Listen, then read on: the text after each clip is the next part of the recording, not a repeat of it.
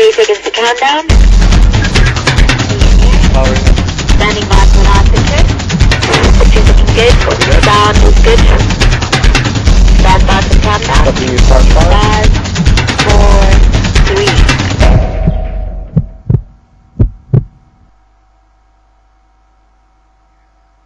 Good afternoon, everyone, and welcome here to a now very sunny afternoon in Duma Game Reserve. Of course, welcome to Wild Earth. It is once again a pleasure to be able to go out and drive, on drive with you.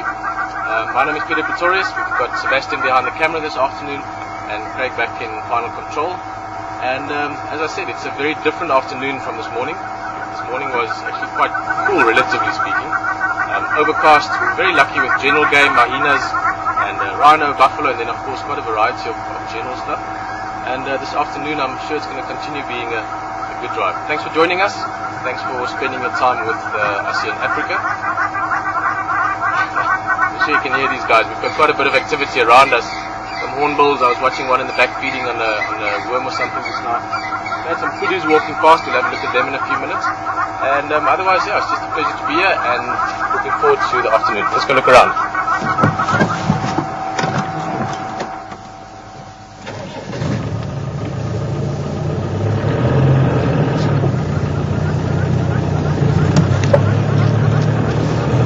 Still not too warm, which is nice. I mean, even though the sun has come through, I mean, there's no clouds now. The temperature is pleasant.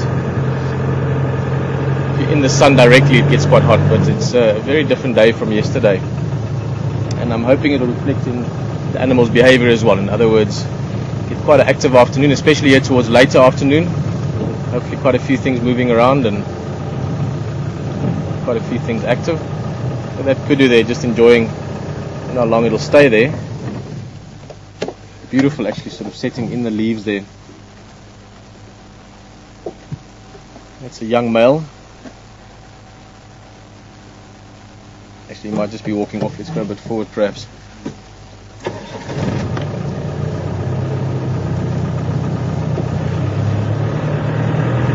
Actually, I might just move along for now. Let's try and cover a bit of ground. Might well be back in this area later in the afternoon just to see if there's maybe some activity from the boys. I would absolutely love to see Nduna and Mishu. 8 months ago is when I last saw them, and they would have grown substantially by now. See what they look like as young men. Put this in. Sorry, Craig.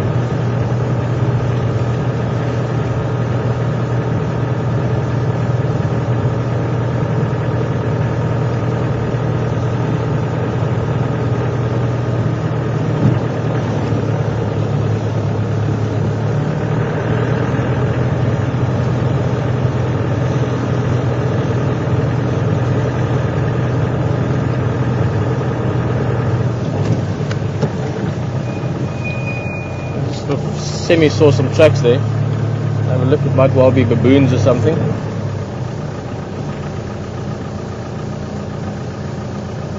No, it's actually hyena tracks.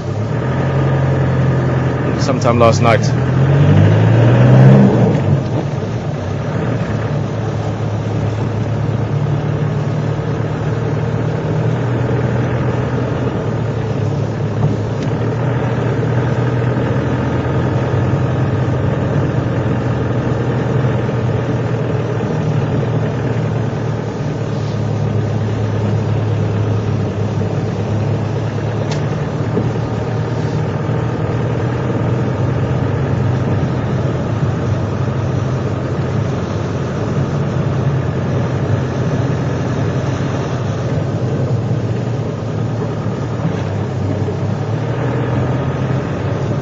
Going to start off basically straight off the go today, just around some of the waterholes.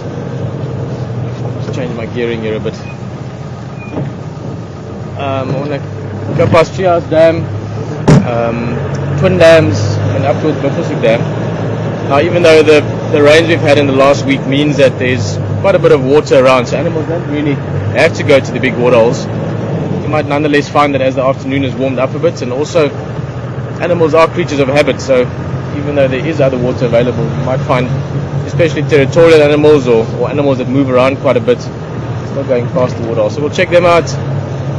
Check Cheetah Cutline a bit later. It's always a nice visual drive as well, and pretty much just sort of see what the afternoon can surprise us with.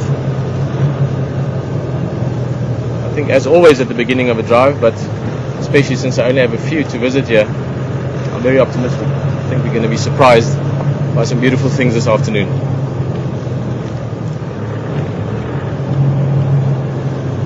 Also, I feel like I'm a little bit serious almost. I think I'll be lightening up a little bit this afternoon. This morning was just, a few things to get used to, the different rig that Seb's operating and so on. So we'll maybe get a bit, if not silly, at least light-hearted about a few things during the course of the afternoon, I think.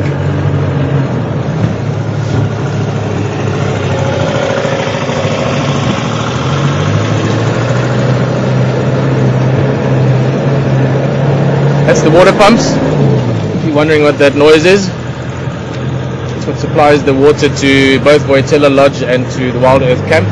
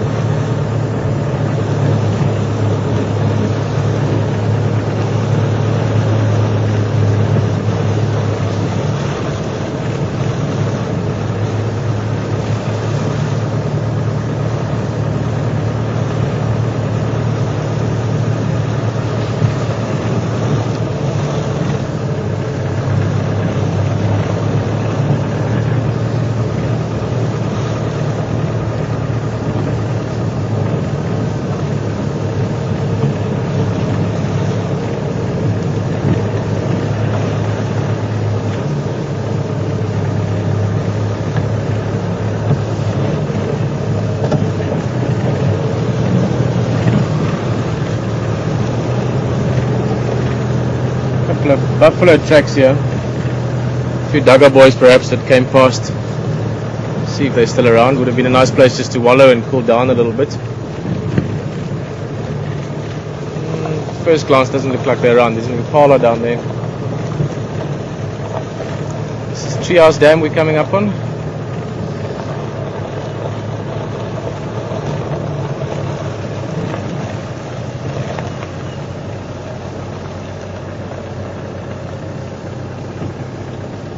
Quite bouncy.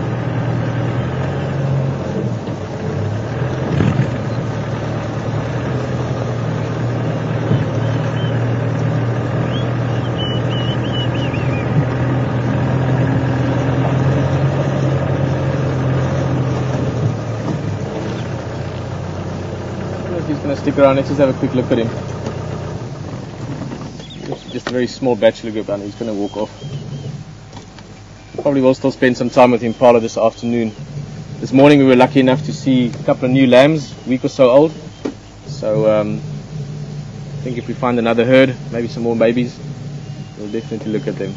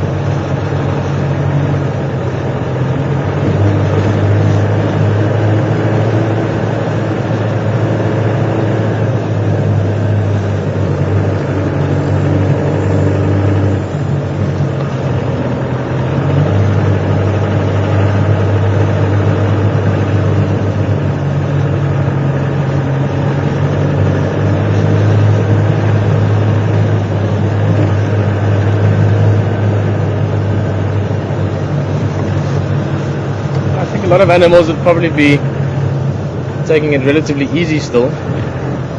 Seeing as this morning was quite cool, I mean late into the morning, so they would have been grazing or browsing or whatever they might have been eating or foraging for maybe a bit later into the day than typical. And if yesterday is anything to go by, and certainly having spoken to the guys in camp the last week or two has been very, very hot here. So that means that animals would have been more than happy to be a bit more active this morning, and therefore probably a little bit less active earlier this afternoon. Although that could bode well for sort of an hour or so from now, when the sun gets a bit lower and the temperature hopefully drops by a few degrees.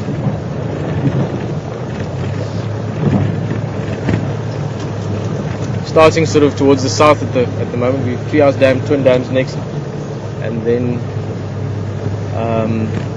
up to Buffelshoek Dam, and then I want to slowly work my way around the last area that Karula was seen in the last few days, or I believe a couple of days ago, was right on the sort of northwestern area of the area that we can drive on. And a whole lot of drainage lines there. And I was saying or seeing today, I think it was clear that it showed the estimated count. I believe it's 104 days today since the mating was seen, or the mating happened with Karula and I'm a bit rusty now. Was it with Mvula? You remember Sebastian? Yambile Jordan, who is most likely the father of the two boys as well. With Yambile Jordan just outside the camp. That was 104 days ago. So give or take a few days, if there was a bit more mating to be done a day or so before or after. So we're very, very near to that stage of giving birth. A few days more perhaps. But I'm hoping she might be moving around. So we'll be in that area later on in the afternoon. Just for those of you that don't know what I'm talking about, Karula is a female leopard that's around here. Any of you that's been on a number of drives will know her well. For those of you that's been part of the drives for a few years will know her very well. But she's about to give birth to a third litter. She successfully raised a litter of two females, Seka and Tingana, and then subsequently a litter of two males. Oh wow! Induna and Misho. And her third litter is on the very brink of being born. So I saw a ground hornbill there, but I don't think we're actually going to get to see it. We might. Just going to roll a bit forward. A couple of buffalo down there at the water. There you can see them. Let's try and see this hornbill first. Not often we get to see them. There it goes. No, it's going to be... Oh, maybe. Ah, brilliant. Look at that. Grand hornbill, or I love the Shangar name for them, Ngututu. Ngututu sort of refers a bit to the sound they make in Shangaan, and in Afrikaans we call them a bromvoel, which means a roaring bird. Sounds a little bit like a roar early mornings when you hear them call. A couple of dagga boys here. I'm just going to roll slightly forward, Sid. If gravity allows it.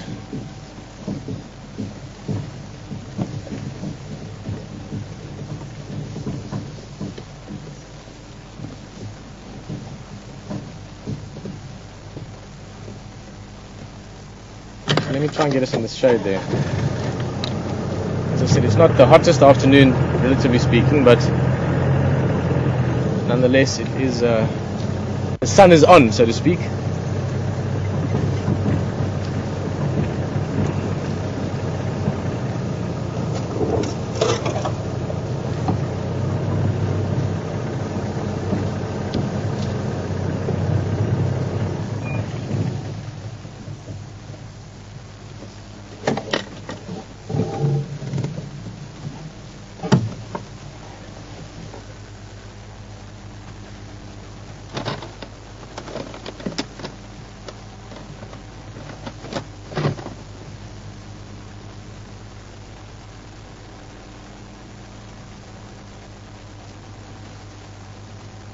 Always a bit of a conflicting way of cooling down for me. If you look at especially buffalo, that you will very often see them lying down in the water. Obviously the water and the mud is nice and cool.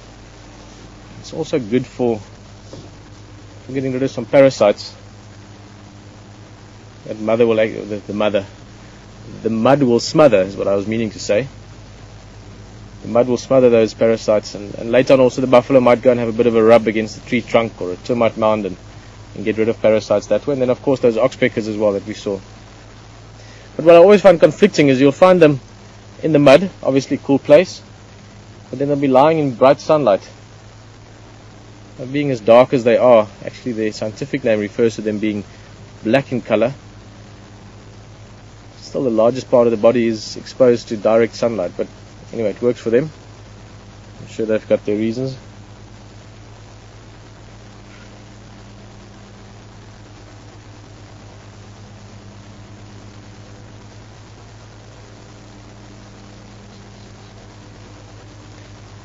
Slowly chewing there, you can see just ruminating, chewing the cud.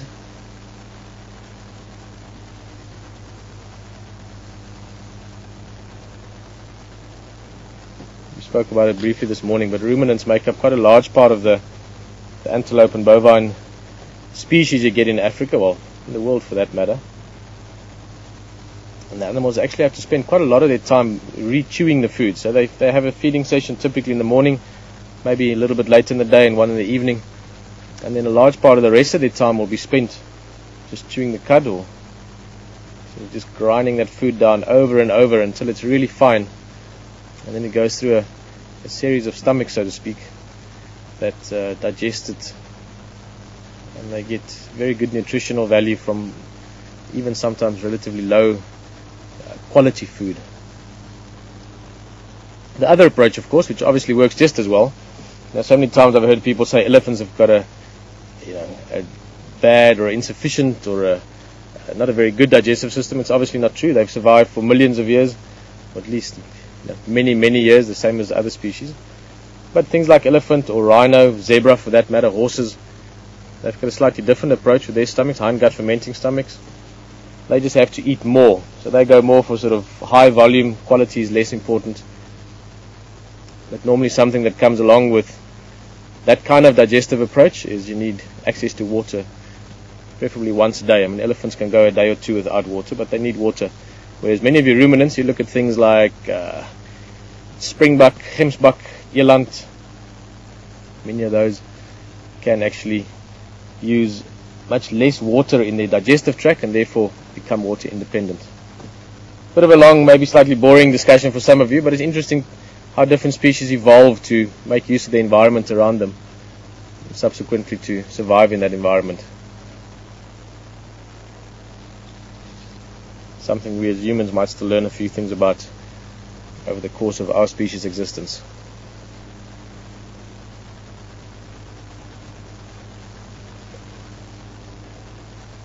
Ooh, good stretch.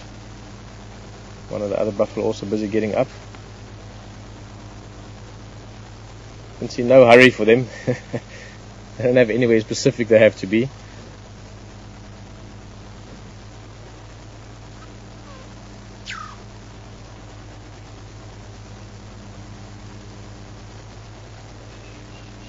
No meetings or trains to catch or anything like that.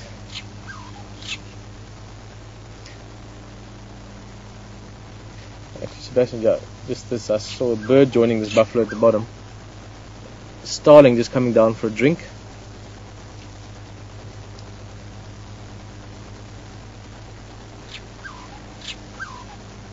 You know, we really are spoiled for choice of animals here in Africa. We've got such a wide range of not only large mammals, things like buffalo and giraffe and all the antelopes and obviously the bigger, hairier ones, but also bird life is fantastic. Hundreds of species of birds just in this area. The specific one is a Burchell starling.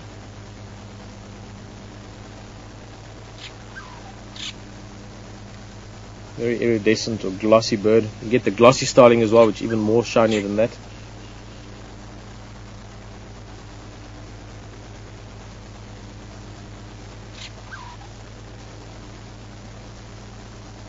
This one was having a drink, but it's now looking almost like some of the plover species do, using the edge of the water just to see if there's any little insects or bugs to make a quick meal out of.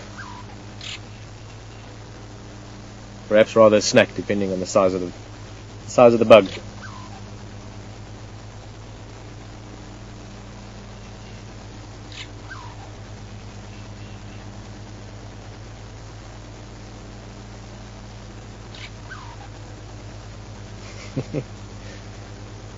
Buffalo is barely keeping his mouth out of the water while he's chewing.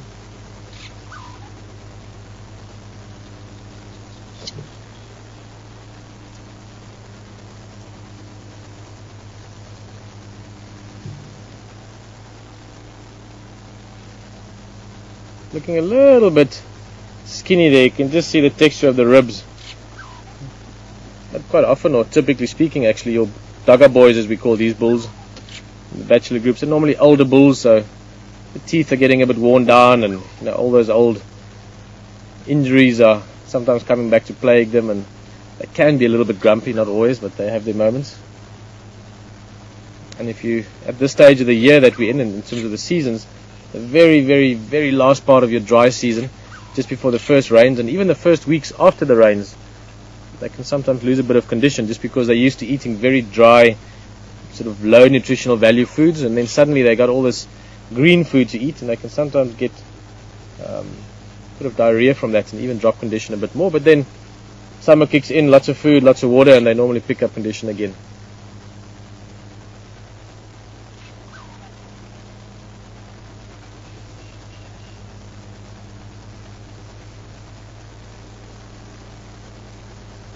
Well, I think let's move on a little bit, otherwise I'm going to start feeling the same way this buffalo is feeling, which is barely awake. Got a nice little spot of shade here, so it's actually quite pleasant. Maybe just sit the afternoon here. What do you think? Yeah. Let's just see if anything else comes to the waterhole.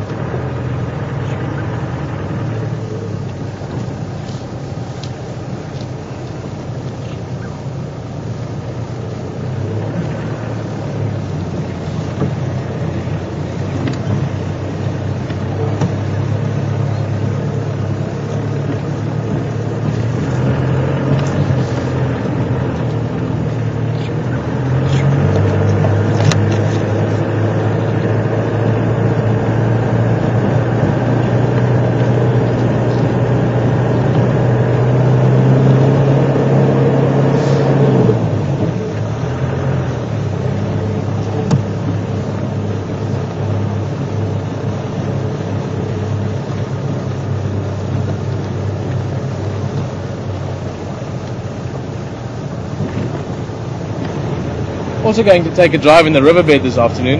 It's always one of my favorite drives here at Juma. It's just in the Mawati, which is basically the riverbed right here next to Twin Dams, running up towards Voyatella. We'll go driving that for a section. It's always pretty.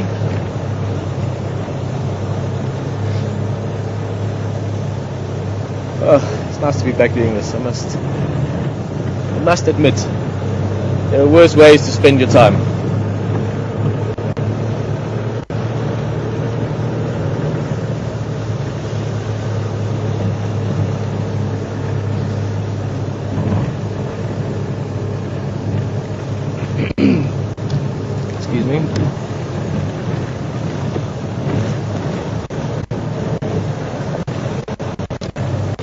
It's a crocodile track.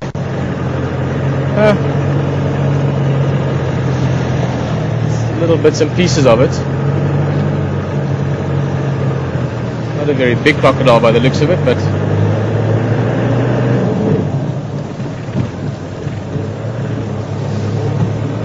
last day or two perhaps.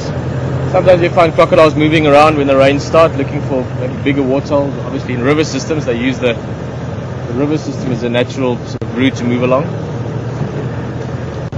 And crocodiles can actually live outside the water quite easily, even big crocodiles. I'll never forget, a few years ago I was with Patrick. I can't remember with who I was on camera actually, but I came across a monster crocodile track. Must have been at least a 3.5-4 meter crocodile. He went all the way to Chitwa Dam in the end. Also keep in mind that crocodiles, when they're very small, after they've sort of spent their initial time in the water, they actually leave the water and they live like lizards do, pretty much outside the water, and then go back to the water when they get a bit bigger. So they are actually very capable of living on land. Let's jump into the riverbed.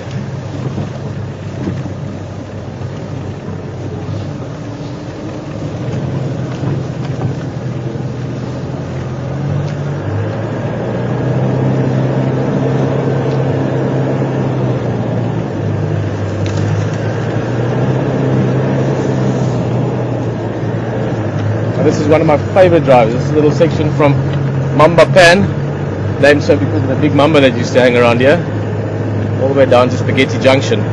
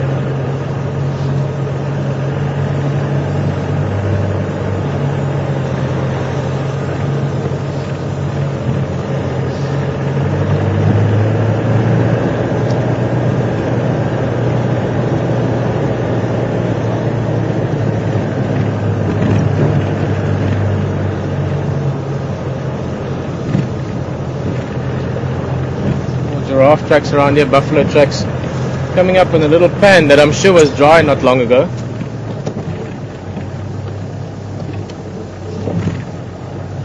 See, I just heard some machikitoros, dwarf mongooses, making alarm calls here, but yeah, we're not going to see much of them. They're in sort of undergrowth there.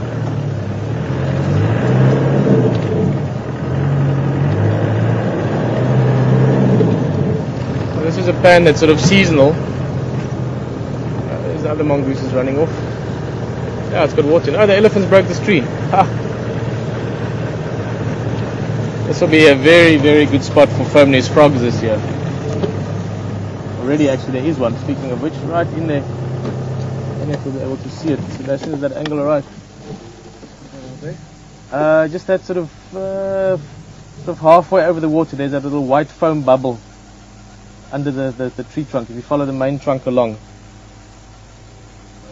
you see it's not a very big one. Sorry, it's not the best example, but it is very early in the season for it. You see it? Yeah, if you just go in, yeah, that's it. Go straight in, straight. You're on it. Go straight. Keep going. A little bit right. A little bit, yeah, no, it's just off to the right of the center. There you can see it's just a little white bubble sort of sitting on the horizontal branch there. Now this will still get bigger and it'll become, there'll be much more of it. And these are little frogs that sort of make these foam bubbles, so to speak, and the eggs are in there, and when the eggs have hatched, the tadpoles drop into the water. So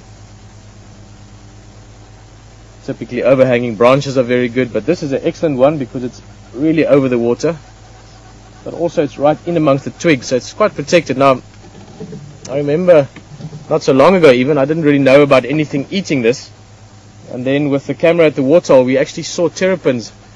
When they could reach this foam, they would actually eat in one stage we actually watched one eat or devour the whole nest. So this is a good place for it. But I'd say have another look in a week or two and it'll be full of it.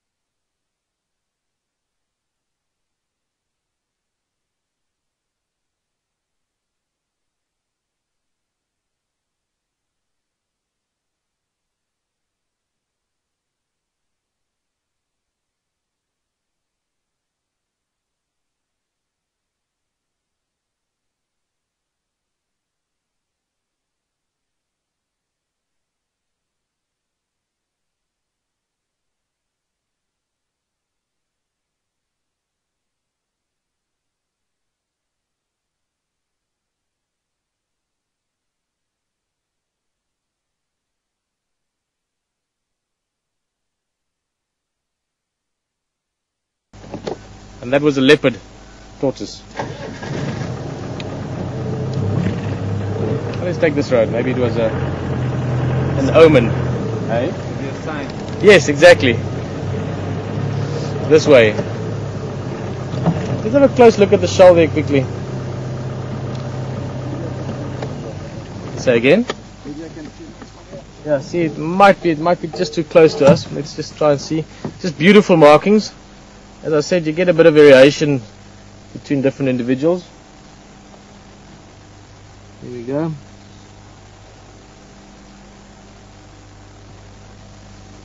It's lovely light on it.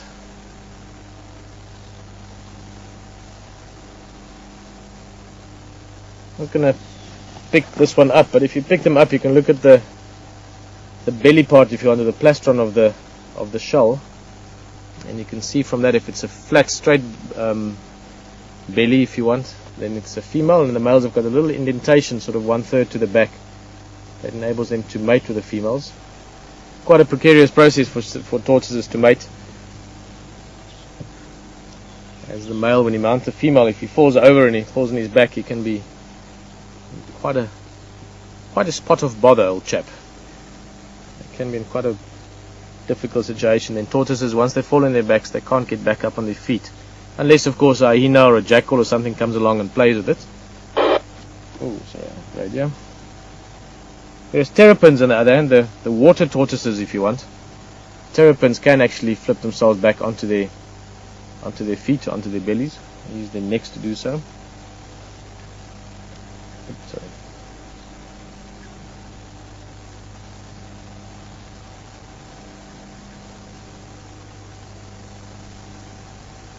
Oh, this one is just hiding. It's thinking that we can't see it.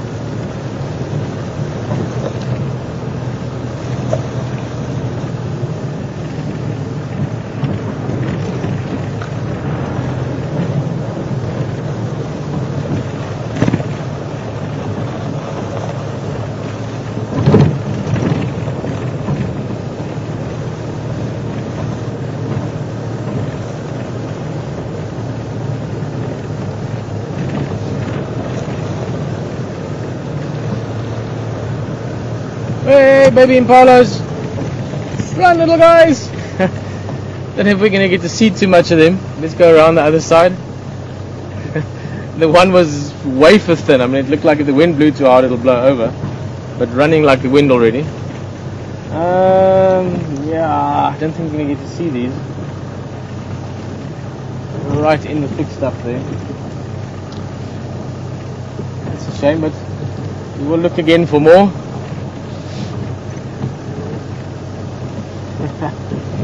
I love the little impalas. One of my favorite things in the summertime.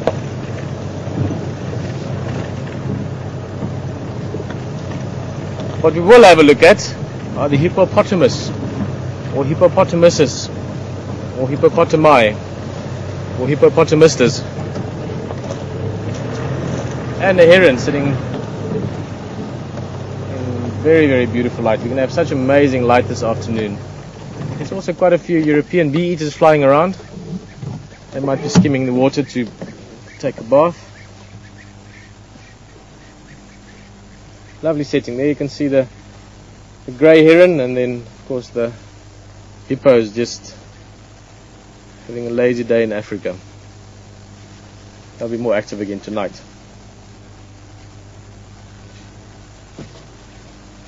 And a couple of flies around as well by the feel of things.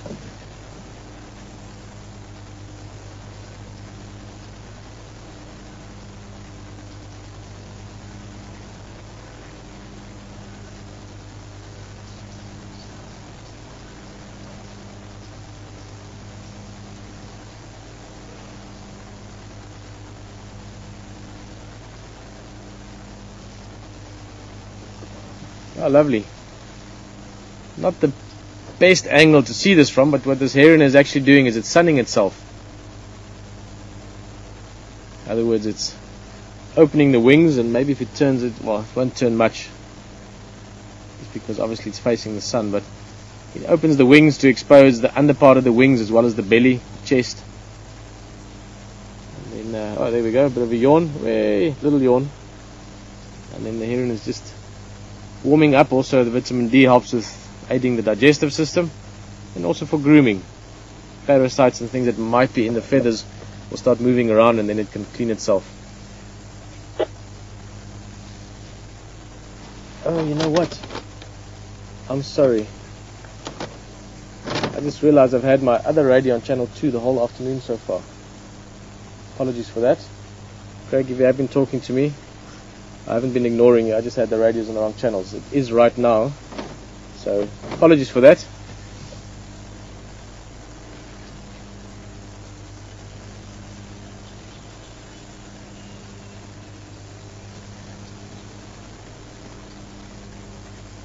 Awesome. Oh, look at that actually. So if the heron has just turned, it's quite lucky for us actually. It's sort of facing slightly sideways to the sun. Now look at that. Looks a bit crazy actually when you look at the bird like that. Looks like it's got these little mini-me wings down the bottom of the body. And this is something that you don't actually see all that often. I mean, they do it often, but it's only every now and again that you actually see it. Very long snake-like neck. Of course, herons sort of get, what would you call it, a lot of kinetic energy from the neck. They turn or pull the neck into like a S shape, and then dart it out when they see the fish that they catch, or the frog, or whatever they might be catching in the water. Quite long legs as well for wading around in the water. Oh, that's awesome. The hippo is not too active. We had that yawn from the youngster earlier, and a few of them sort of just moving around a bit. Again, I want to cover some ground just to give us the most sort of statistical opportunity at least to find things. Might well find ourselves back at this waterhole again later in the afternoon, but for now I think let's continue on.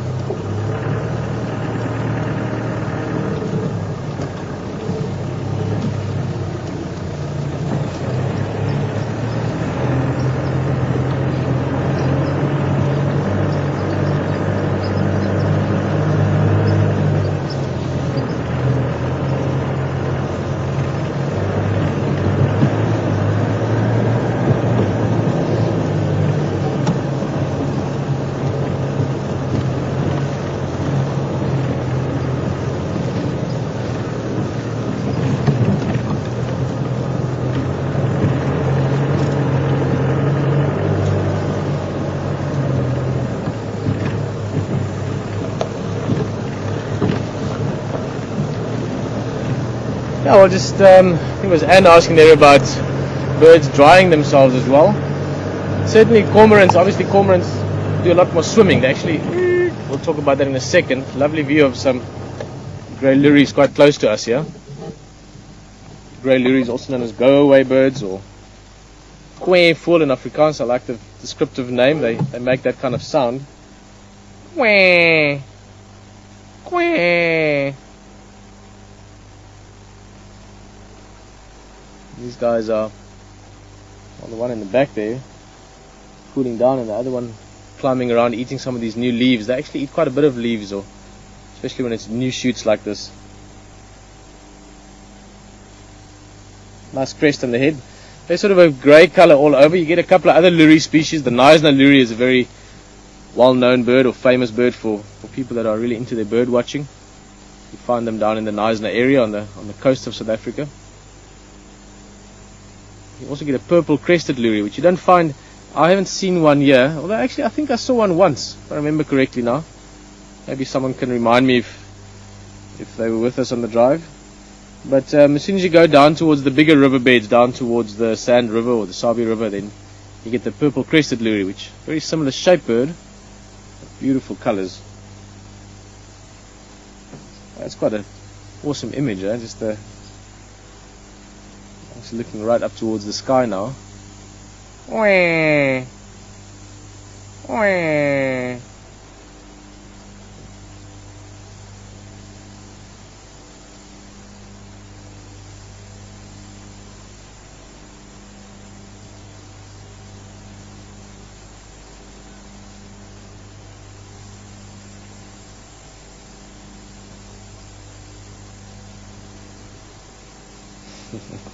Off it goes. Just to finish, oh look on the road there. Say, it's not a leopard, tortoise. Let's see if it sticks around. It's moving away quickly. There it goes. It's a monitor lizard.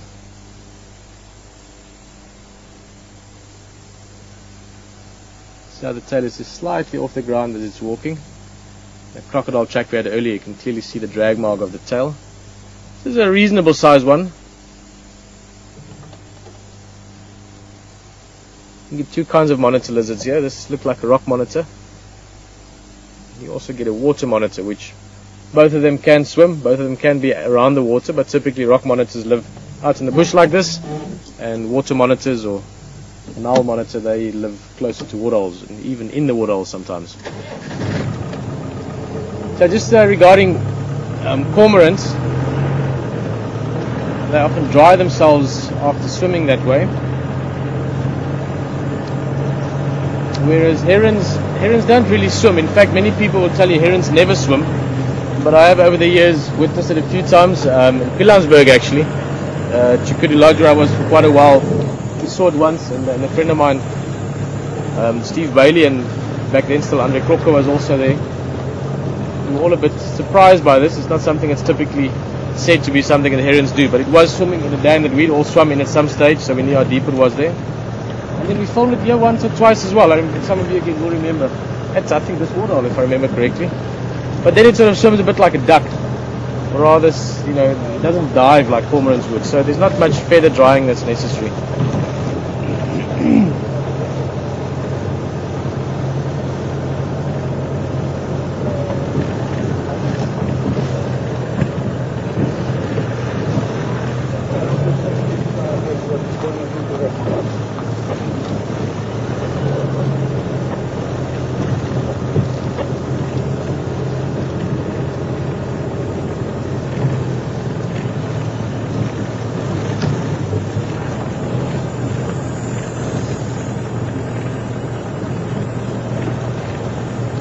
Hey, Brangena.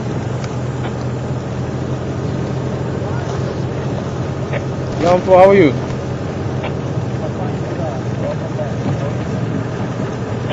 Good man, this is a short visit.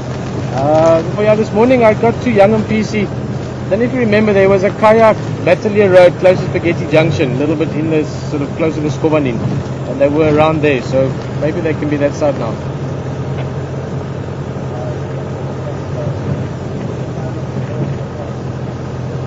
Oh, Andrew. No, Lutumfa. I'm also looking in Love or Ingwe, please give me a shout.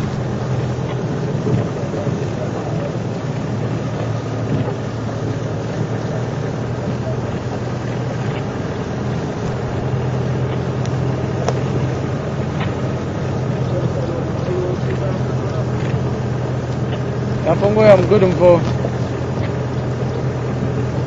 Yeah, just yet till tomorrow, but nice to be back in Shatina Puma.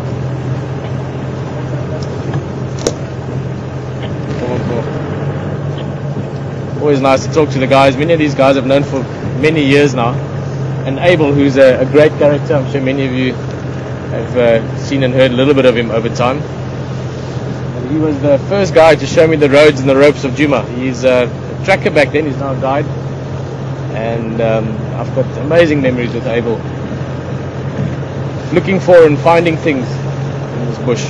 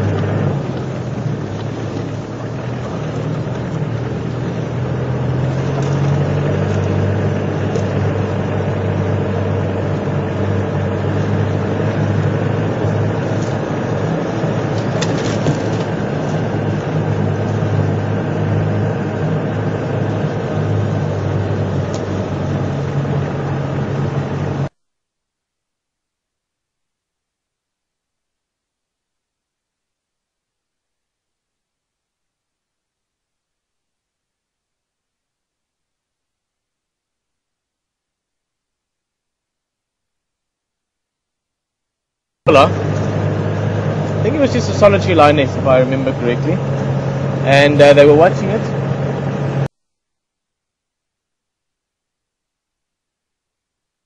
He was in the tracker seat, and the next minute a little honey badger came running in.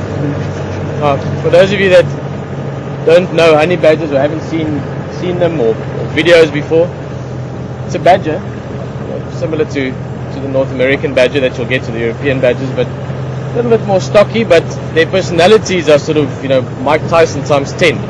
They don't take nonsense from anything. And this little one came running into the lioness. The lioness didn't even try and protect her carcass. She didn't even try and chase it off. She literally just got up and walked away a little bit and waited for the badger to finish eating. And when the badger had his fill, he walked off and she went back. So, and he loved that. That was a favorite story for him. And then not long before I actually left, that was when I was guiding here, I was out in a drive, and I'm sure it was with Abel because he told this story again afterwards, but we were sitting up in the north here, just inside Buffelshoek, and it was with, I don't remember which leopard it was. It was Basile, if I remember the name correctly. It was a young male who was the cub of Safari, which Safari again in turn is Karula's mother. So the grandmother of Tingana and Saseka and Misho and Induna. Anyway, and we're sitting with this leopard. I had Get with me, I think 3 days or something, and it was the first leopard sighting we had. And the leopard was just sleeping. So, obviously you want people to have the greatest experience possible on safari, which pretty much always is. And we sat for a while. I even radioed the lodge and said, listen, we're going to be a bit late for breakfast, and sort of pushed everything as far as we could. And still sitting there, and the leopard literally just sleeping. I mean, it's hardly even flicking its tail at the flies. But, hoping that maybe it just gets up and walks over to a patch of shadow maybe, or just something, so we can see it walking a bit. And eventually it actually did. It got up and it walked around a little bit to a bit of shade, and it was sort of just leisurely walking along, and we were all very happy because at least we got to see this leopard walking around. And he was about 2 years old, so just at that same sort of early independent stage as in Duna and them now.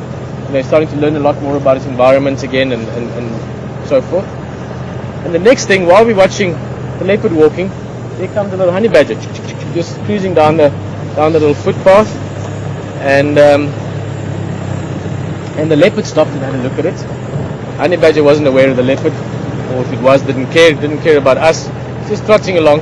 And this young leopard, obviously being a hunter and being a cat, curiosity was alive and well, and it ran up to behind the badger and was just trotting behind the badger and sort of tapping it a few times just on the back foot.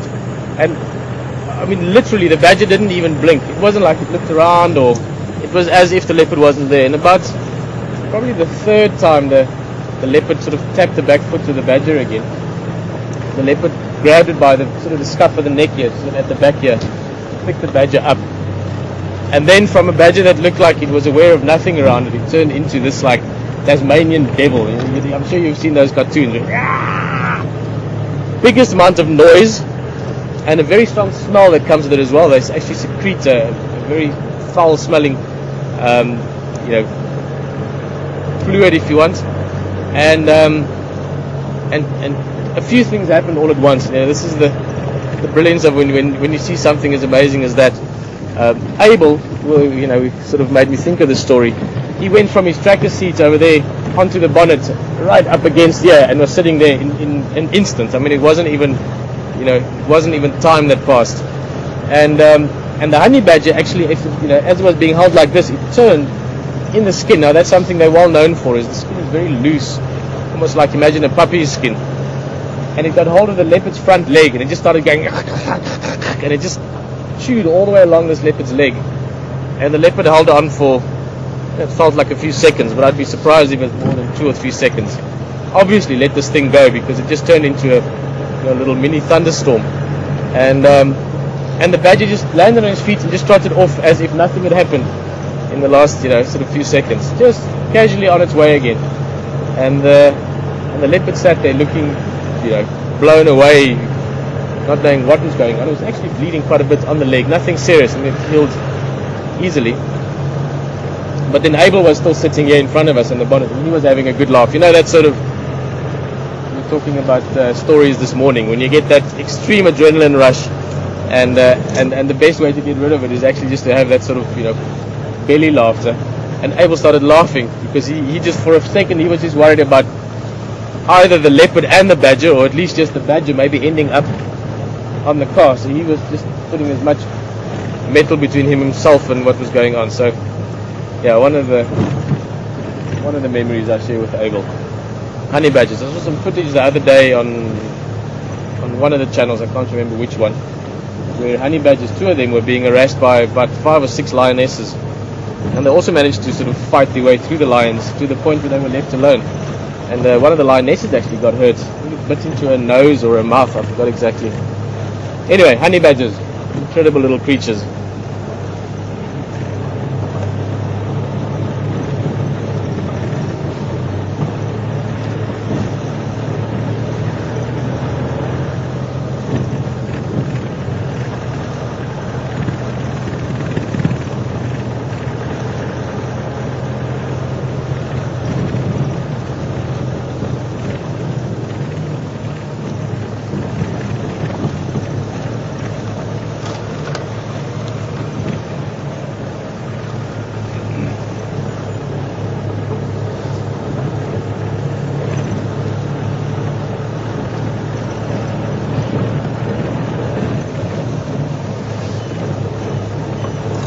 On the subject of leopards, Anita was just wondering if leopards sometimes use the same place to give birth, and also at what stages I saw Karula's previous litters before, or what stages I saw them first.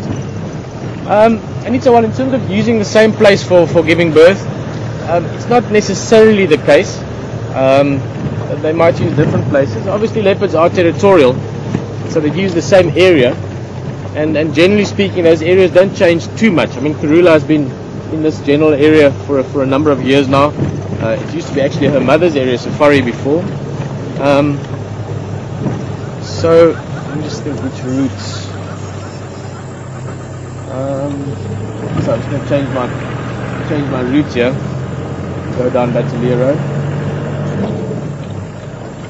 But what you could find is if there's an absolutely perfect area for giving birth and for having the cubs in a very young stage, then you might find that animals will use that again. In other words, I forgot her name now, female leopard around Leopard Hills. Her and her mother before her actually used that specific outcrop quite a few times to give birth. So if there's maybe a little rocky outcrop or a crevice of some sort, something that is just perfect, it's 100% safe, the cubs can hide in there, there's maybe water close by even, who knows, then you might find that the leopard will use that place numerous times.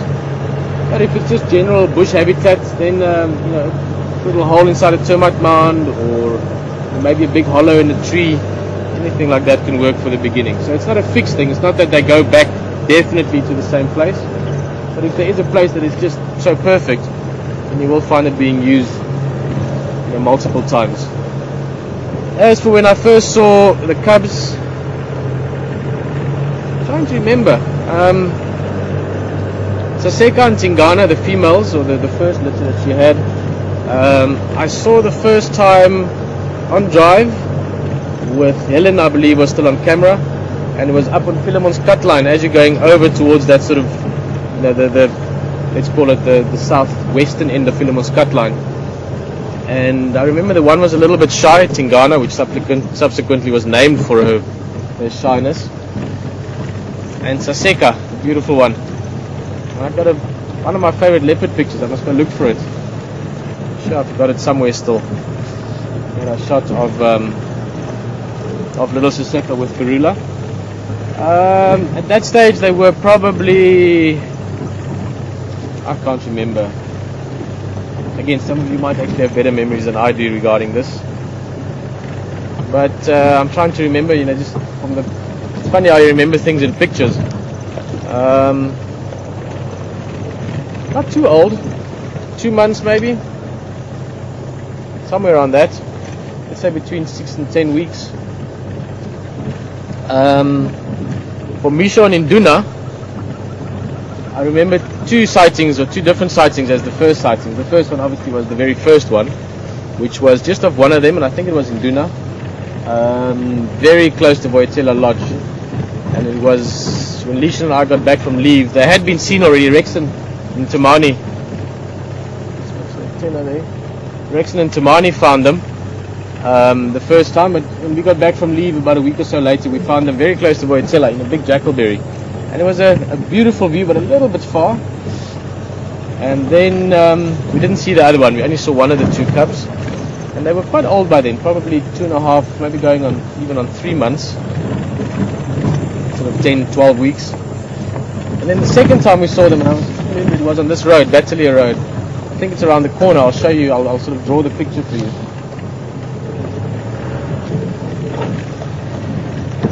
I'm sure someone wouldn't mind putting some of those clips up from the time I'm going to talk about now. It was a brilliant sighting. It's just up ahead here, in fact, so I'll try and sort of visually demonstrate that sighting a bit. We were driving along. We were actually looking for a male leopard. We were busy tracking a male, and Lishan was on camera, and I forgot her exact words, but she suddenly went like, "Oh, leopard, leopard, leopard," in Afrikaans. She was so excited, and we were driving along, literally along here. And I'm going to try, and just because I wouldn't mind stretching my legs a little bit, I'm going to try and show you where we saw them first, and then I'll come and tell you more about it. It was in this tree to our left.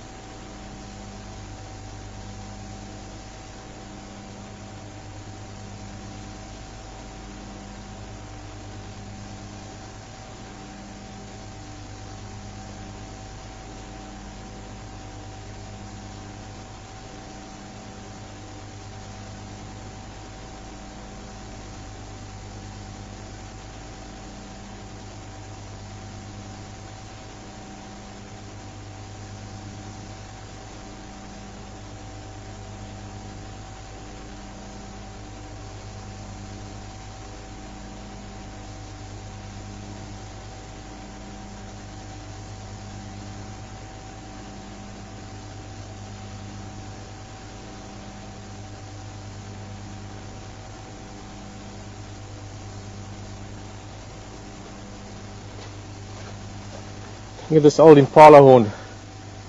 Well, half a horn. Lying in the grass there. So, literally I was sitting, that's what we saw. And that'll always be a great memory for me, because it was just this classic, like postcard or epic picture of a leopard.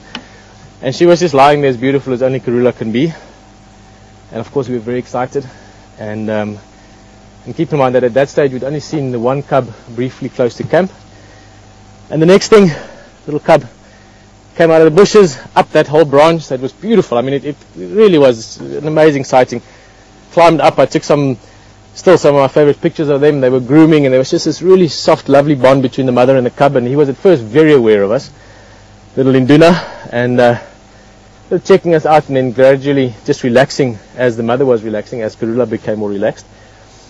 And then other vehicles joined us, and we left, and it actually turned into an amazing morning, because then was the first time that I saw both cubs.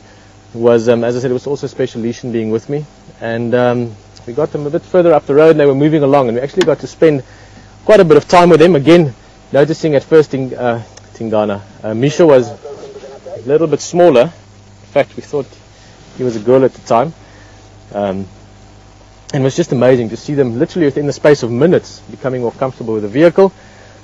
And then, to sort of cherry on the cake, Karula went after a squirrel very close to the junction of Central Road, and the squirrel went into a very thick brush, really, knobthorn, and Induna climbed in, and he really got stuck sort of like Velcro almost in the thorns, but he managed to get the squirrel out of the tree, and Karula caught it. So for me, that will always be the first sort of really big sighting of them, and also be the first time we saw both cubs, and something I still think back to often. In fact, I put one of those pictures up earlier, put a couple of pictures out on Facebook, and the one picture was of Induna walking down that branch. Well, sorry, it was a bit of a longer walk down memory lane, but certainly is a fond memory. Now they're big boys, starting to explore the world on their own.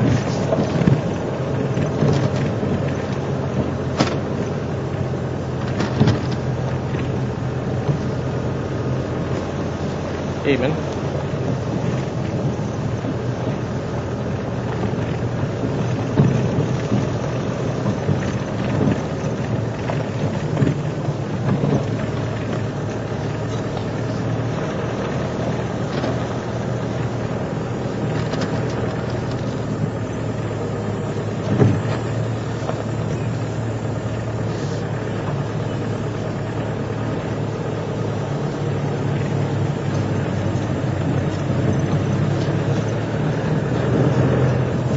Peggy just asking a question there regarding Karula and the next litter, saying whether it's just a bit of spots of good luck. Karula is going to have her cubs at the same time as the lambing season for the Impala. Yeah, I mean it certainly is. It's a time when it is easier to find food, and especially for a leopard-sized animal. A baby Impala is not that much food for, let's say, a lion, or certainly not for a pride. But for a leopard and a cub, it does help. But then again, we're in a fairly, maybe not quite opulent environment. Sorry, opulence is in my mind with that little giraffe thing. But Karula is an exceptionally good hunter, as are pretty much all wild leopards that survive in the wild. So she'd be fine any other time of the year as well. But this time of year, certainly. There's lots of baby animals around.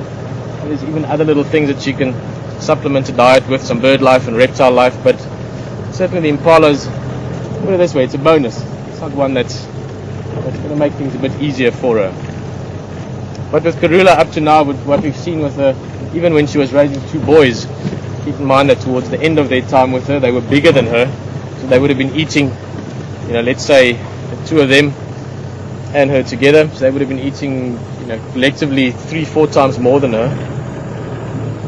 And yet she never really struggled. We never saw her looking too lean or too hungry.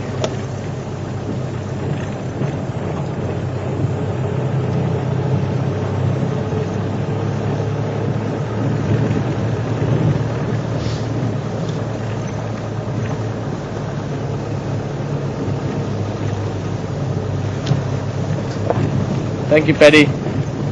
Paddy's just saying that sighting I was just talking about back there was on the 18th of February. 2009.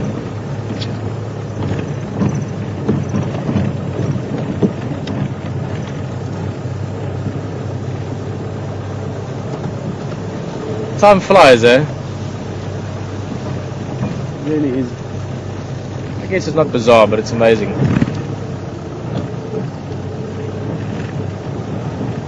A year and a half ago. More than a year and a half ago.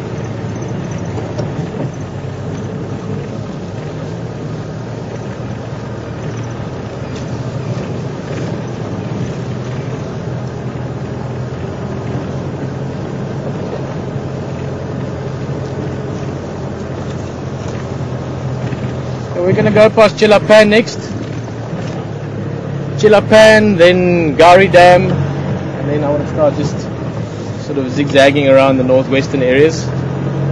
Coming into that later part of the afternoon, should be a few more things starting to move around.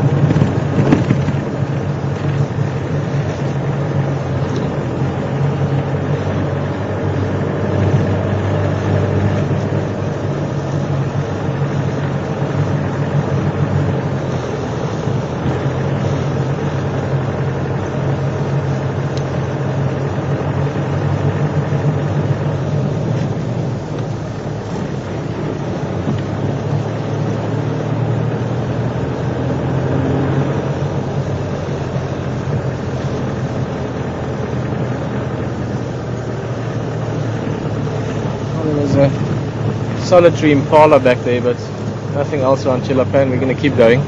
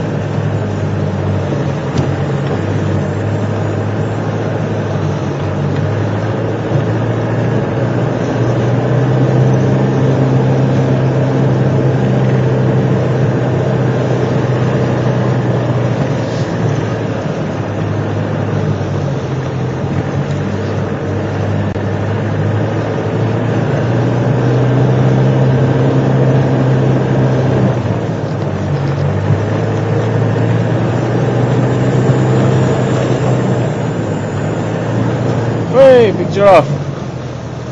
It's funny how they can sometimes sort of sneak up on you a little bit. Don't worry, don't worry. So I think we were surprised by it and it was surprised by us. Youngish male, very, very light in colour actually. You do get colour variation with giraffe. It's not that all males are dark and females are light. Well, there is sometimes a tendency towards that. But here's a perfect example, a very light coloured male, even though he looks like a tree at the moment. Let me just move a little bit for you, Sebastian. No, he's gonna... Oh, there we go. Come on.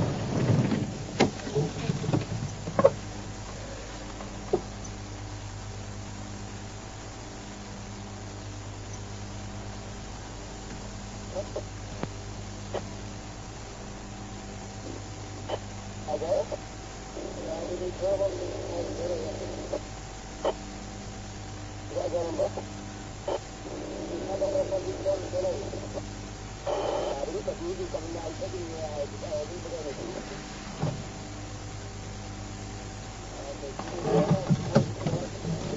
there's a baby.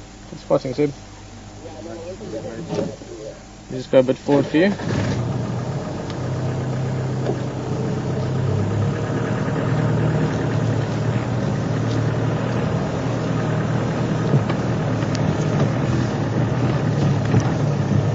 Oh, a bit bumpy, sorry.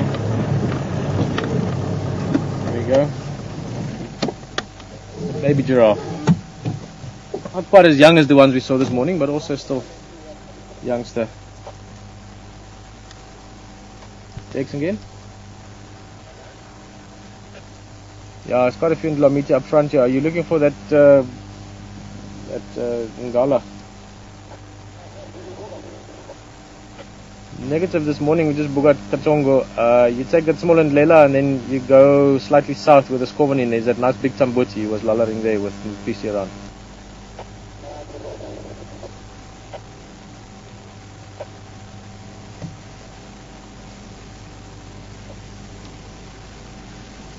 Just love these youngsters. Look at that head. They've got this little sort of brush on top of the horns. What's Exxon? How are you? Good, man. Nice to see you. Hey? Yeah, nice to be back. I'll come say hello still. I'm going tomorrow. Cheers. Texan I've known for years as well. One of the guys from Wetela. Eagle Eye Texan.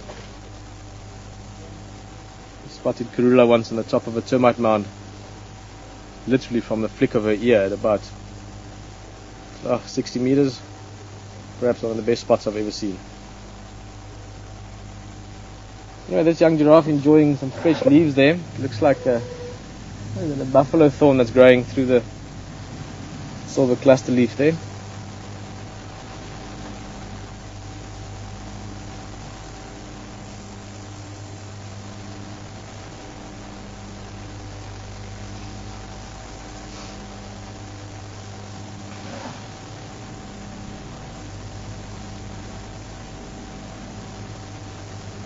Quite obviously perfectly evolved and adapted for browsing. They pretty much have nothing that competes with them, maybe indirectly a little bit elephants, but otherwise giraffe can reach leaves that nothing else can really browse from. A few birds maybe, like those luris we saw, but you know what I mean. Quite a long, thin face even. Obviously for being able to get into the bush and in between the twigs and the branches, and then also the lips are very... They can move them around and twist and turn them a bit to get to the leaves. And also a long tongue. They've got this very long tongue that can extend for an adult giraffe 30 centimeters or so. That's about 10-12 inches outside of the mouth. And they can wrap it around and pull twigs closer, or even strip the leaves off a branch or a twig using the tongue.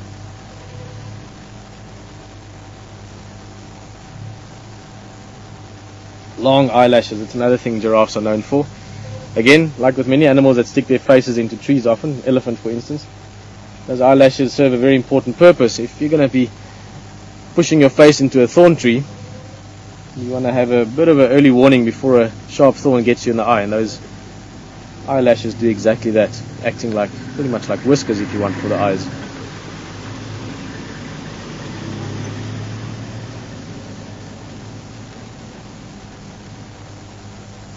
Little fork-tailed drongo flying along as well. As the giraffe's walking, it's disturbing some insects, and the drongo, being an incredibly intelligent and opportunistic bird, makes use of that, catches those insects.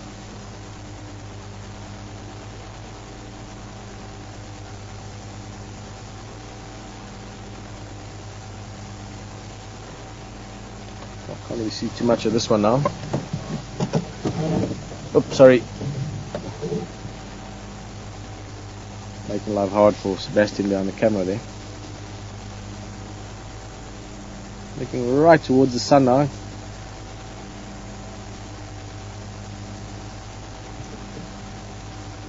Getting some extreme backlight. Actually looks lovely with the twigs and just the silhouettes of it really. That's that adult male we were looking at earlier.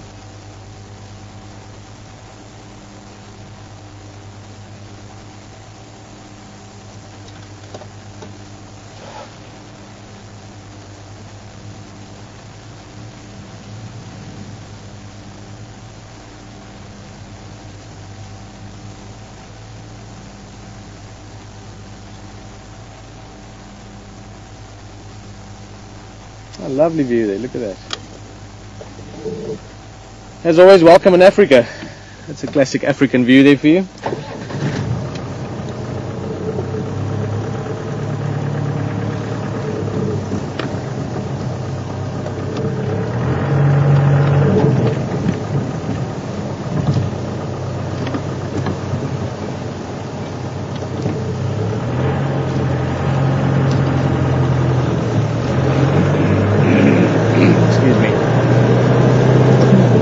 Sore throat.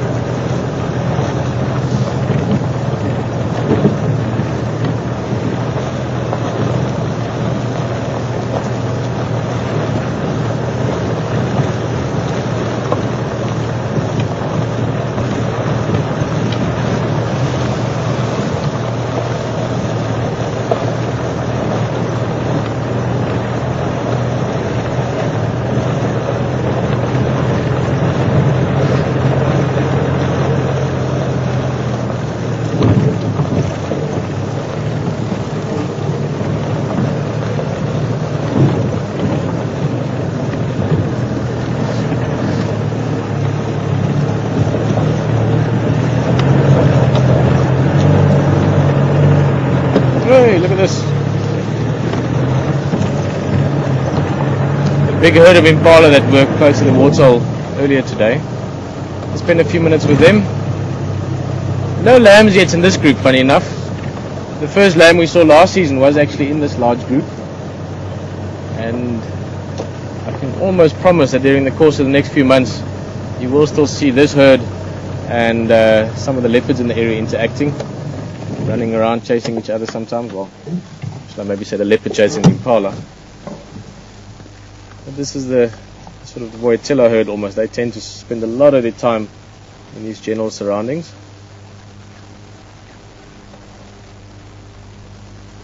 Nice healthy looking ram in the foreground here.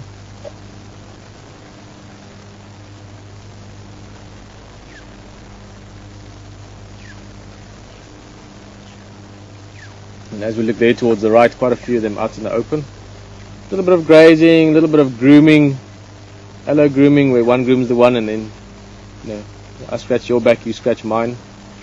And I must say, all those females looking very pregnant. So within the next days, you'll start seeing little ones in this group, and once it happens quite quickly.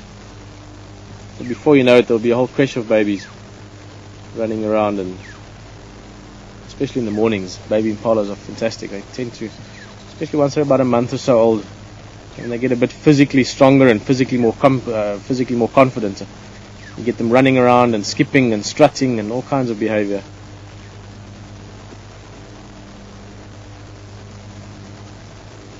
I've always liked impala, but especially this summertime when the babies are around, you can actually spend hours with them and be very pleasantly entertained by their activity and their gracefulness as well. Stunning antelope, really beautiful.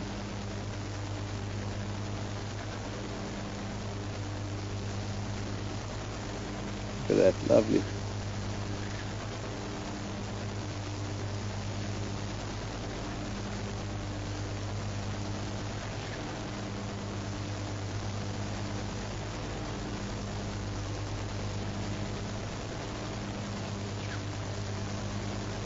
Lots of tails flicking and ears flicking. Probably about 100 or so of them, and quite soon maybe 150 when all the little lambs arrive.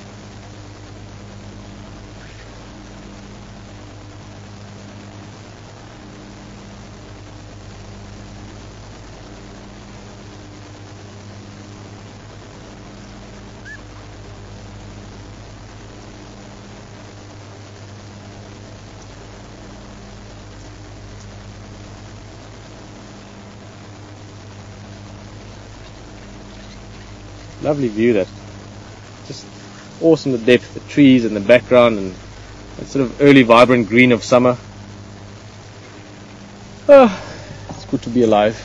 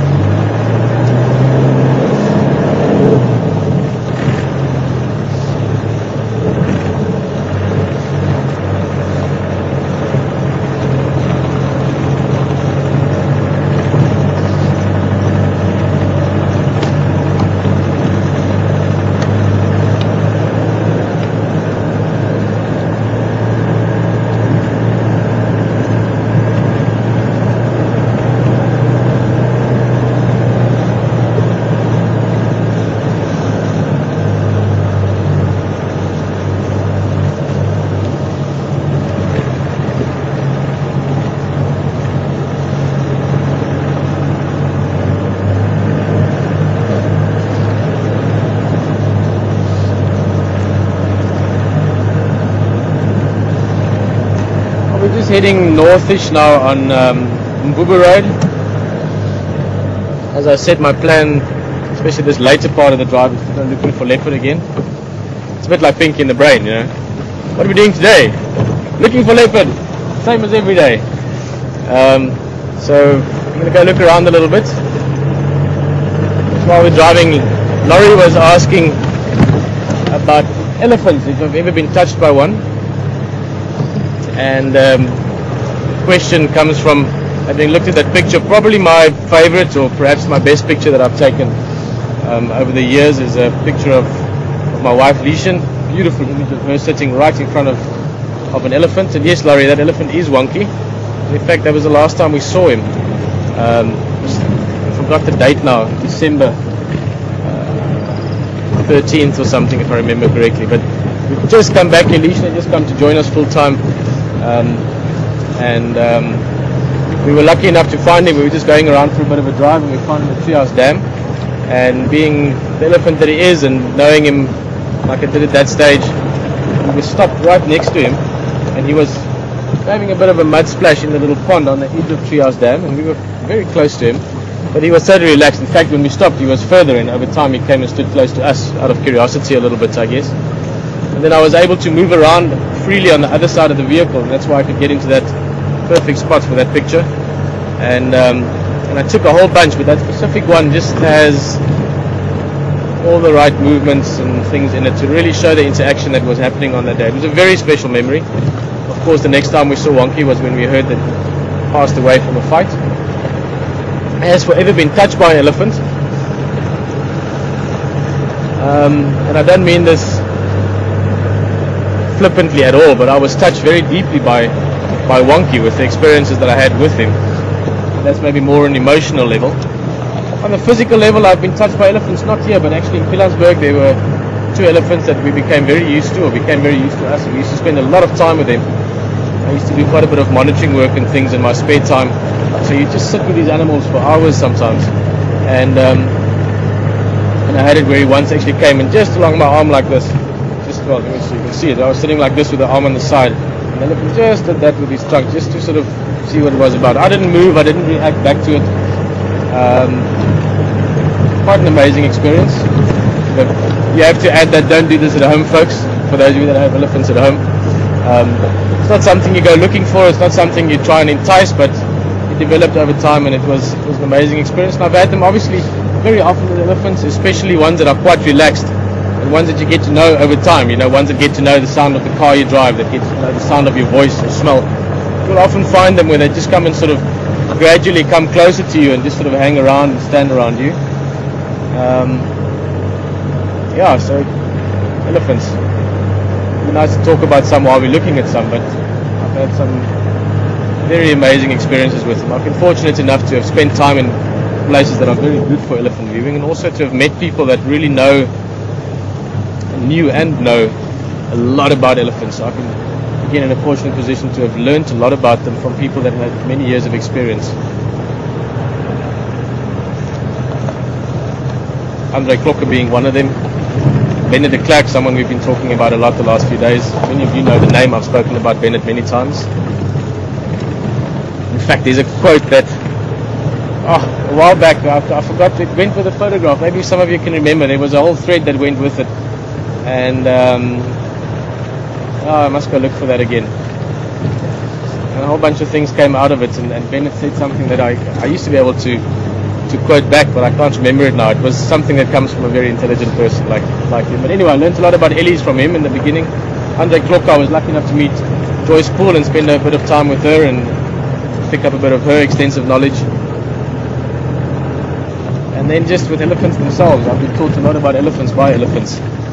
If you have the time to just patiently sit and watch and observe and not be sort of judgmental or have any predispositions as to what you can and can't do with elephants, then you can learn a lot.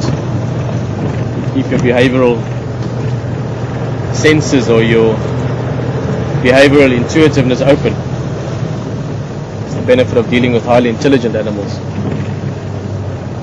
Hopefully we can find some.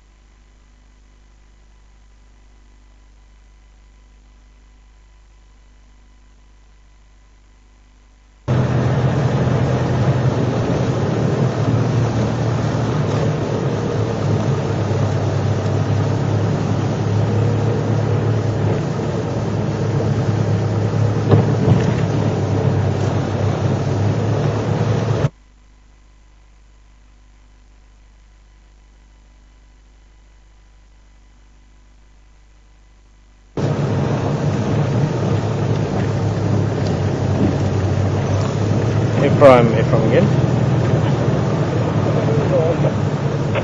Yeah, afternoon before. What was the last place for Karula? And where was she going?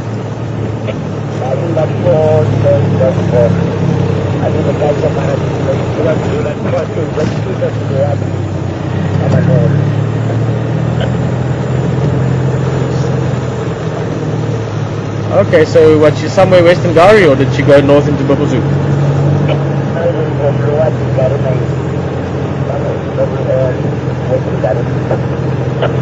Okay, copy and confirm on the eastern side of the Milwaukee. Copy, thanks.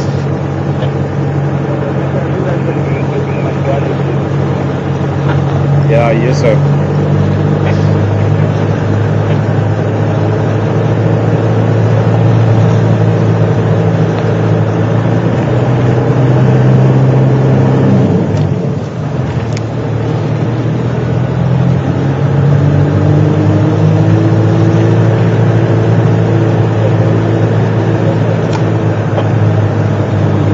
All is good, and actually just speaking to Ephraim now, seems I had a bit of different information, but he was just saying that Karula's last sighting was a few days back in the Milwaukee.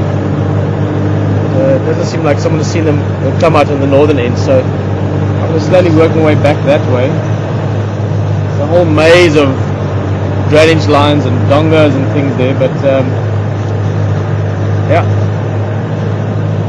Trying, we might get lucky.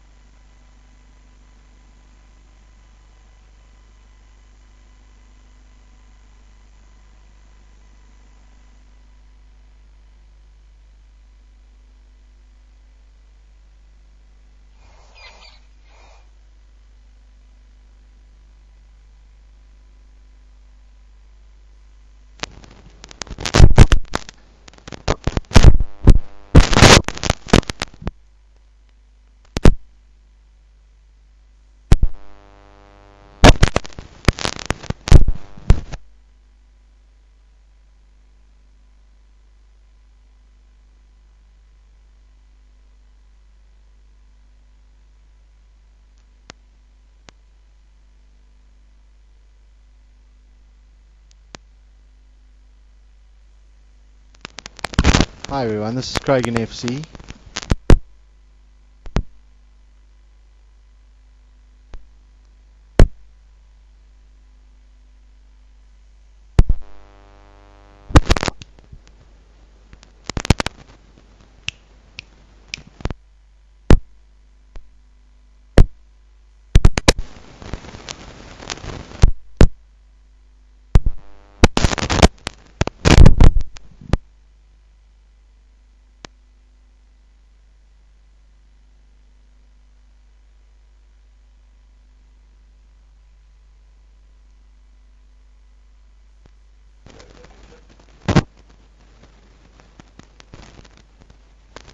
Hi everyone, this is Craig in Final Control. We just lost communication with the Uganda. We're just trying to re-establish communication. Once we've done so, we'll cross straight back to Pieter and Sebastian out in the bush.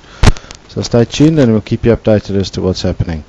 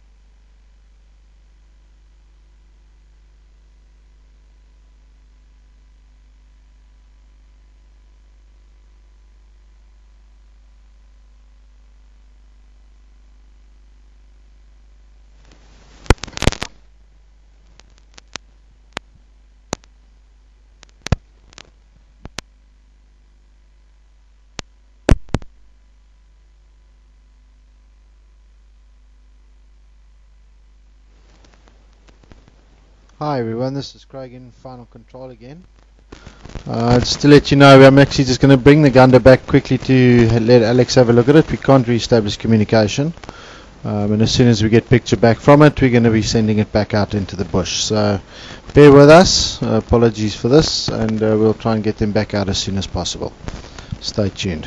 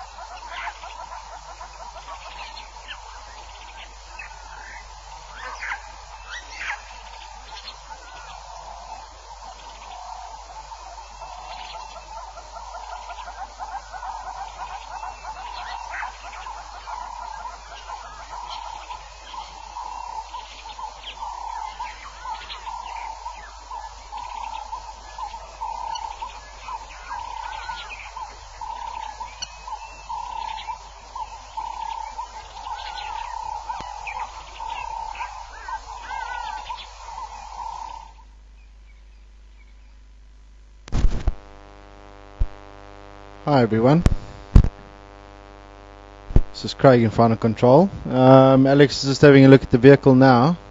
Seems there's a faulty cable somewhere, so he's just searching for it, and once we've got it rectified, we'll be sending the Gunda back out into the bush. Quite nice activity at Gurry Dam, so stay tuned, and we'll be rejoining them as soon as possible.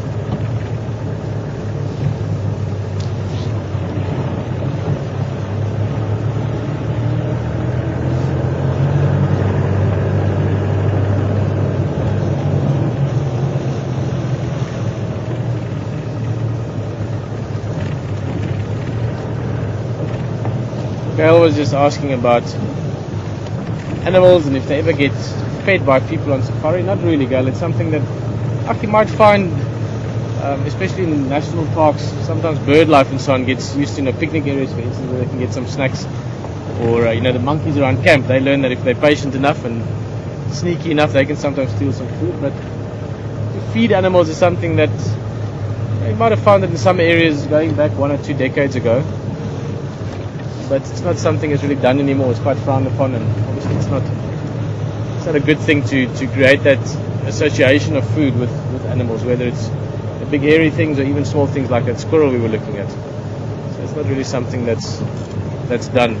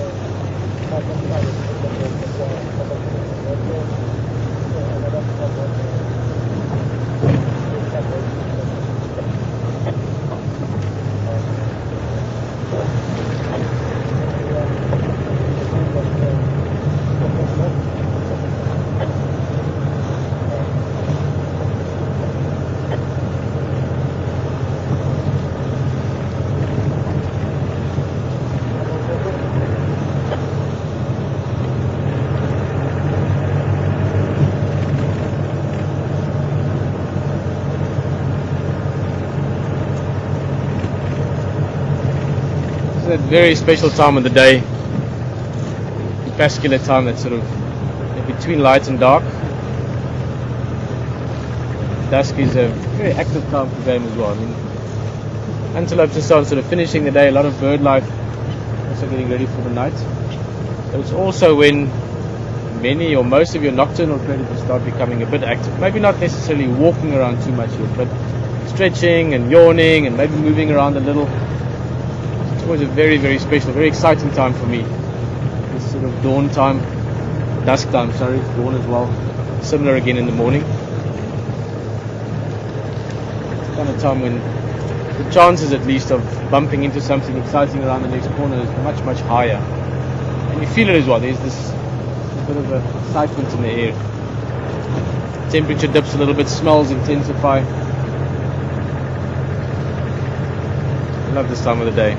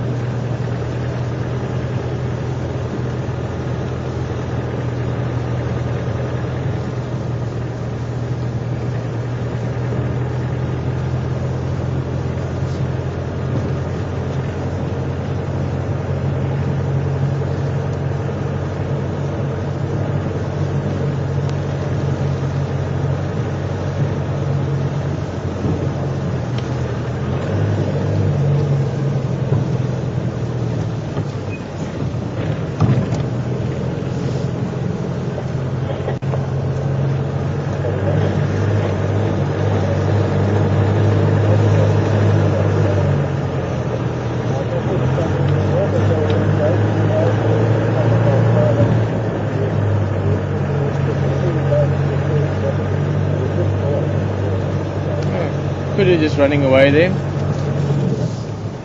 There's an impala, there's another kudu.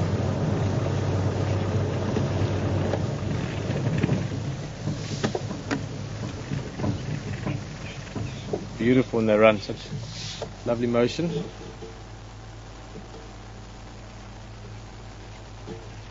Well, they're not worried about anything, but I want to just look around a little bit in the riverbed, around the waterhole. See if we don't perhaps find some sign of Karula.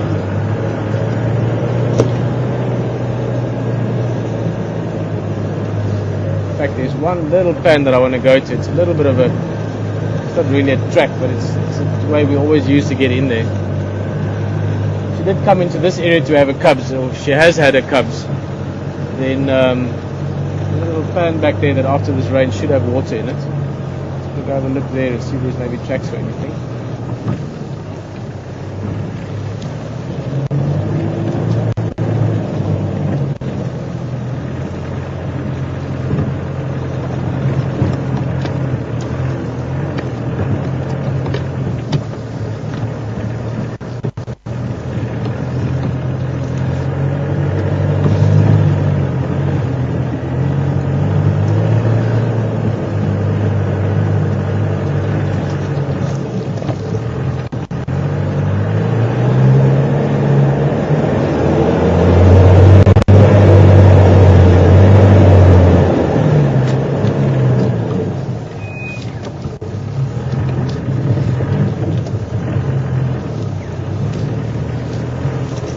Very big donga that joins the Mulwatsi, very, very deep. I mean, you can't really see much into it. That would be one of the places that would be a perfect place to have your cubs in.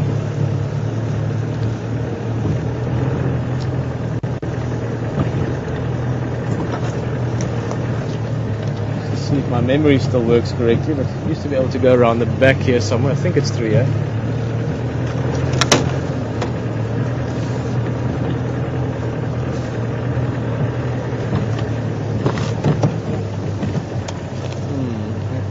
Pushed over. Little torchwood that's blocking our way.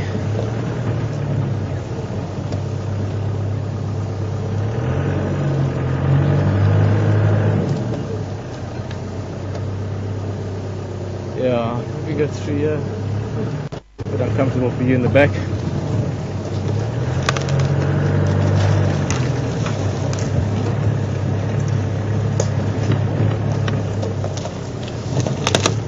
If it's too much, we'll go back out.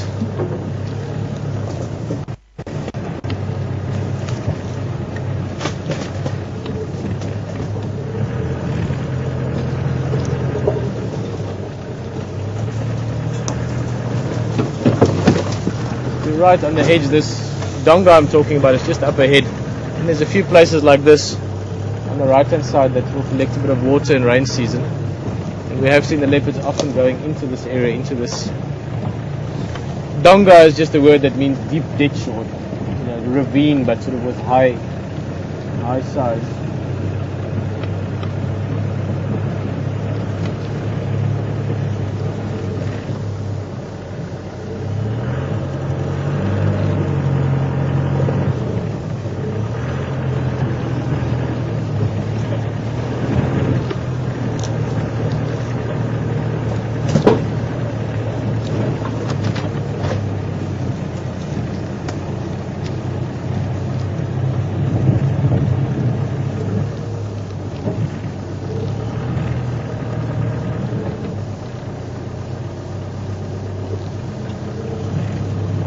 Go driving around too much.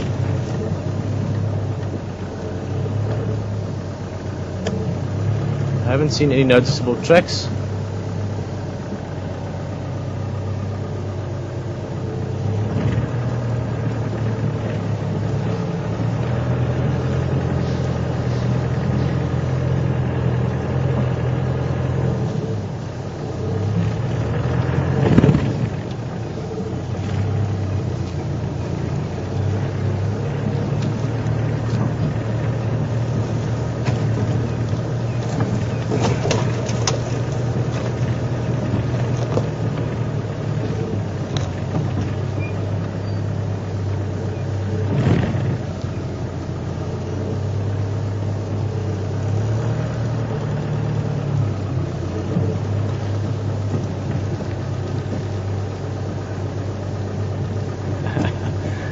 Patty, I'll see what I can do. Let's have a quick look.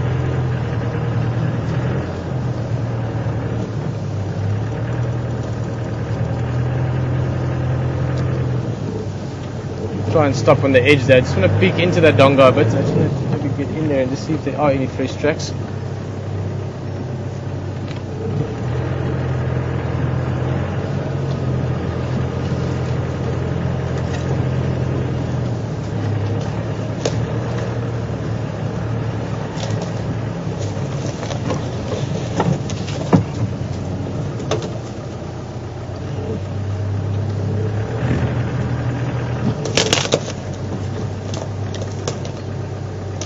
Give me a minute. I just want to literally just have a quick squiz.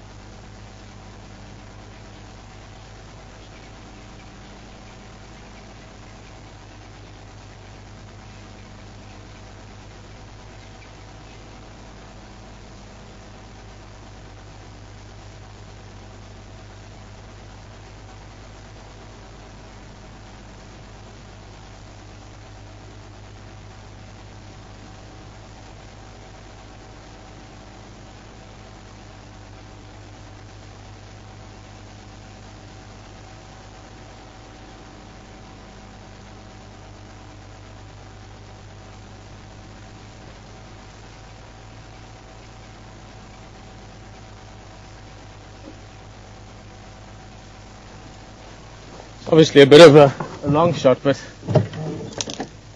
if we could get fresh track or fresh sign that she's in the area, then look around there again tomorrow, but nothing that I could find in there.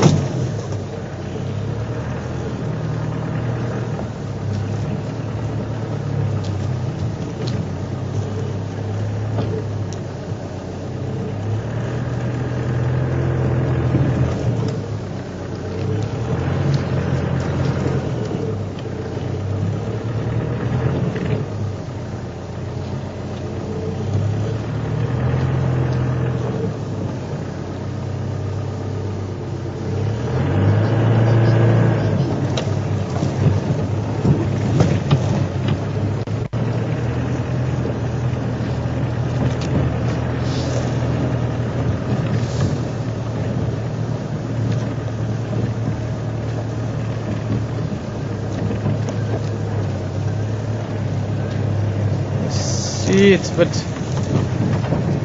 see how good my memory is serving. There used to be a shortcut straight back into the riverbed here, which was quite easy with the jigger. It's involved a bit of turning. Let's see if it's possible still.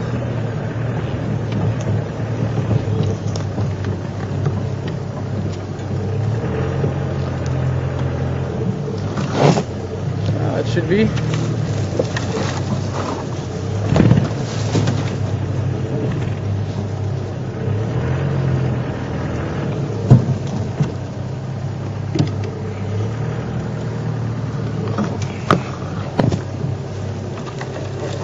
This is what I mean with deep dongas. Now it's getting a little bit dark, unfortunately, but just looking in here.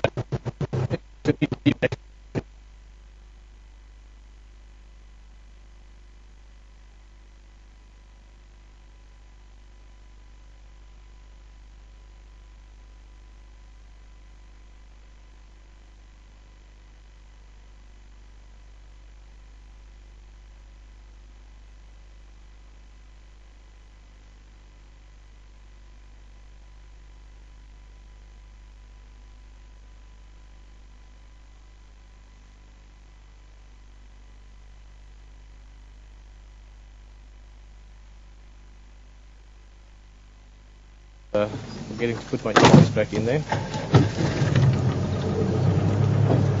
I'll be back. Okay, well, let's just have a look at these nyalas.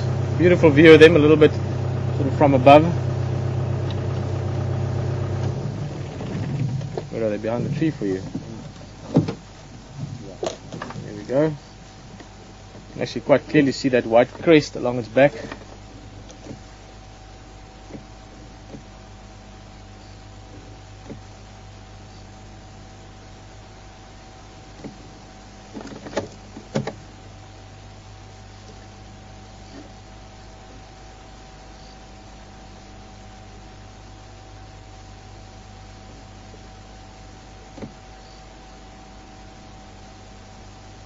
Very surreptitious antelope. They tend to spend a lot of their time in thicker stuff, this kind of habitat that we're in now.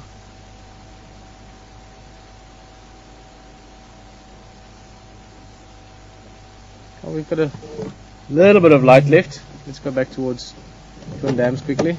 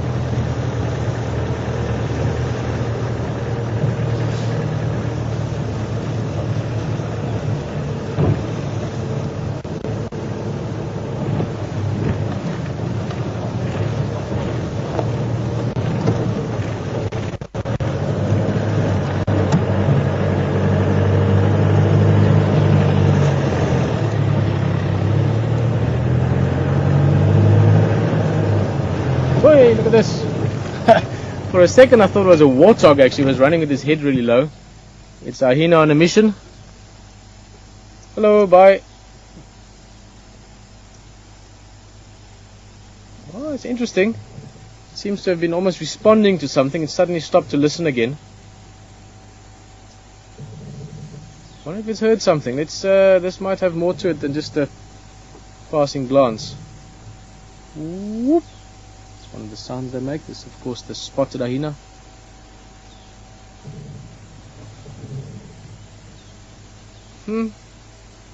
See, it must have heard something just around here.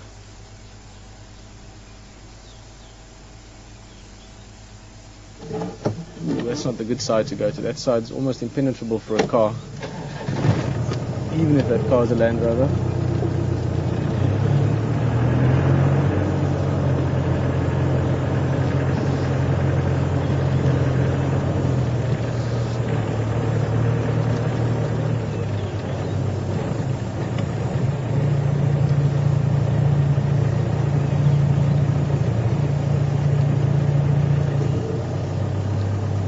Lost sight of it now, Seb.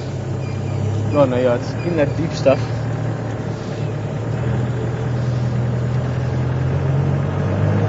Look around the corner here, but that might well set the stage for us in terms of where to begin in the morning. Come around this area, see if there's more hyena activity. Maybe something else that caused that activity.